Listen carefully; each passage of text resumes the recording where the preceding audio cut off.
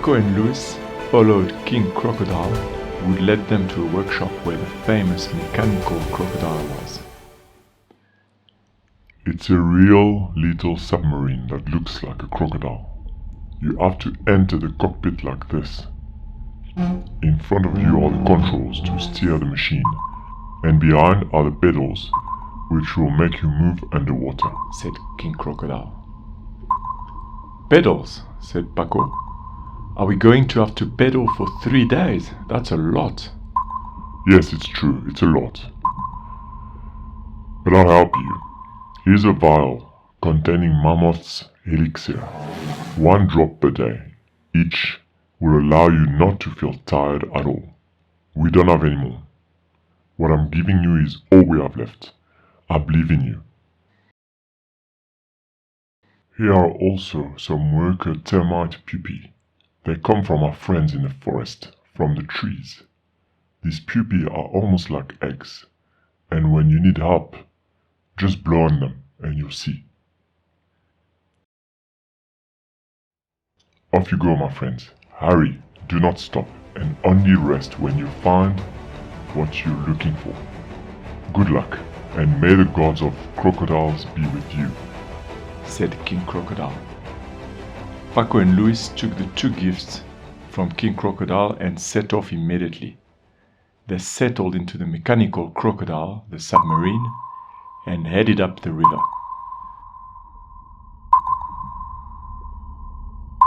The crocodiles had also given them provision to last for 2 weeks. Lots of dried fish and some cakes made of sweet algae, which had a subtle taste of sweet mud. Luis said to Paco, "Back home, I never ate fish or salad, and here, look, it's going to be the menu for 2 weeks." They laughed as they submerged into the water and drifted away from the crocodile's base. The 3 nights inside the submarine passed without any trouble. They pedaled constantly, thanks to the Mammoth elixir, and felt no fatigue, soon arriving at the waterfall. On the side of the cascade, a small cove allowed them to land and set foot on solid ground. They decided to submerge the mechanical crocodile to avoid attracting attention, and began to make plans for the night. "Paco, we completely forgot to bring sleeping gear for outside of the submarine. We don't have a tent or sleeping bags. What are we going to do?" said Luis. "Don't worry, Luis, I've got this under control," said Paco. Paco was indeed a specialist in building huts. He took out his knife and a roll of string from his backpack and started building a shelter. Palm leaves for the ground to make a natural mattress, branches for a roof, and they were all set. They would rest well in there, while remaining discreet. The next evening, after spending the whole day resting, they were in great shape. They cleaned up all the traces of their presence, and after a delicious dinner of dried fish and algae cakes, they set off in the direction of the setting sun, following the King Crocodile's instruction to the letter in the twilight. 2 nights of walking, and at dawn they could see the pyramid they had come to find, Quetzalcoatl's lair. Now, they needed a plan to enter and retrieve what they had come for. They approached the pyramid as close as possible without being seen, and took up positions to observe what was happening around it. It didn't take long for them to spot Quetzalcoatl himself, who was coming in and out of the main entrance regularly. He was impressive, even from a distance. He had the build of a very strong man, very muscular, with snake scales on his back and eagle feathers on top of his head. The rest of his skin was covered in tattoos of snake and eagle patterns. Even from afar, he seemed huge, impressive in physical power, and that was without counting the magical powers the King Crocodile had mentioned. Paco and Luis realized they would need to be very clever to outfit this opponent and retrieve what they had come for. Their determination was in no way affected, driven as they were by their love for Shashu and the promise they had made to the King Crocodile. Moreover, this adventure, though challenging on many levels, greatly appealed to them. Unexpected twists, incredible encounters, a treasure to find, and, most importantly, no school. It all seemed fantastic to our two friends.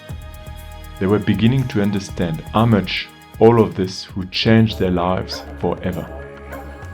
They had noticed that in the morning at sunrise, Quetzalcoatl would emerge from the main entrance of the pyramid and walk into the forest. He seemed to return only a few hours later, carrying a bag full of plants. Certainly, he was gathering ingredients for his potions, thought our friends. So their plan was very simple. Wait for Quetzalcoatl to disappear into the forest, then sneak into the pyramid as quickly as possible, find Shashu, find the treasure, get out and disappear. The next morning, they entered through the main entrance and ventured into a wide passage. The tunnel of grey stones was lit by burning torches, and the pyramid was deserted. The King Crocodile had mentioned it. The serpent eagle, Quetzalcoatl, works alone. It was unlikely to find guards or an army around the pyramid. Once again, he was evidently correct. Meanwhile, Shashu was locked in a room within the pyramid. He hadn't been mistreated, but he had no idea why he was there. As soon as Paco and Luis entered the building, being the good cat that he was, he caught their familiar scent and began to meow, to call them. Soon, Luis heard him, and they were able to make their way towards him. "I'm sure he's in there," said Luis, "but this stone door seems impossible to open."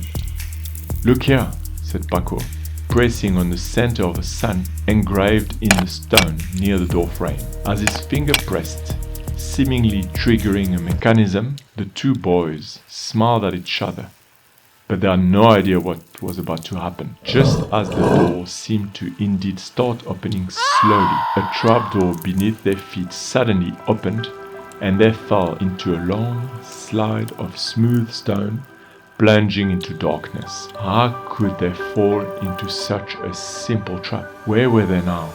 Were they injured? To know what is going to happen next, follow the next episode of Paco and Luis Adventures.